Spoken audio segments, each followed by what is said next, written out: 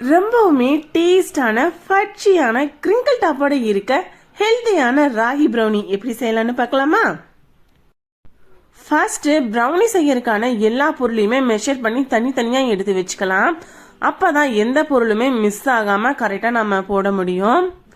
Dark சாக்லேட்டையும் பட்டரையும் double boiling மெத்தட்ல அல்லது ஓடிஜில வைத்து நம்ம மெல்ட் பண்ணி எடுத்துக்கலாம்.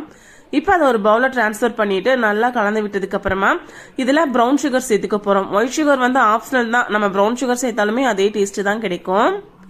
ப்ரௌன் சுகர் சேர்த்துட்டு நல்லா மிக்ஸ் பண்ணி விட்டதுக்கு அப்புறமா ஓரளவுக்கு நல்லா கூல் ஆனதுக்கு அப்புறமா நம்ம 2 முட்டைய தனித்தனியா சேர்த்து நல்லா பீட் பண்ணி எடுத்துக்க போறோம். இது வந்து பீட்டர் இந்த மாதிரி எதுவுமே தேவைப்படாது. இந்த மாதிரி விஸ்க் அல்லது ஸ்பூனை வச்சு நம்ம மிக்ஸ் பண்ணா போதும்.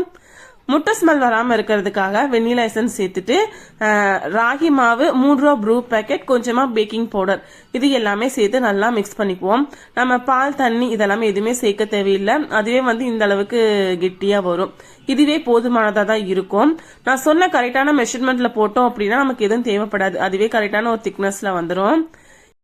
அந்த பேட்டர் கூட கொஞ்சமா டார்க் சாக்லேட் சேர்த்து நல்லா மிக்ஸ் பண்ணதுக்கு அப்புறமா நம்ம பேக் பண்ண போற டின்ல ஊத்துனதுக்கு அப்புறம் மேல டாப்பிங்கா மில்க் சாக்லேட், ஒயிட் சாக்லேட் எது வேணாலும் சேர்த்துக்கலாம். நான் இன்னைக்கு ஒயிட் சாக்லேட்டும் டார்க் சாக்லேட்டும் தான் போட்டிருக்கேன். அவனை வந்து 180 டிகிரில 10 மினிட்ஸ் ப்ரீ ஹீட் பண்ணி வச்சிருந்தேன். இப்ப 180 டிகிரில வந்து 25 மினிட்ஸ் நம்ம பேக் பண்ணி எடுத்தோம் அப்படின்னா சூப்பரான ப்ரௌனி ரெடி ஆயிரும். இத ராகி மாவுல செஞ்சிருக்கோம் அப்படின்னு நம்ம சொன்னாதான் அடுத்தவங்களுக்கு தெரியும். அந்த அளவுக்கு டேஸ்ட் அட்டகாசமா இருக்கும். இது வந்து நெவர் ஃபெயில்டு ரெசிபி. கண்டிப்பா இதை எல்லாருமே ட்ரை பண்ணி பாருங்க.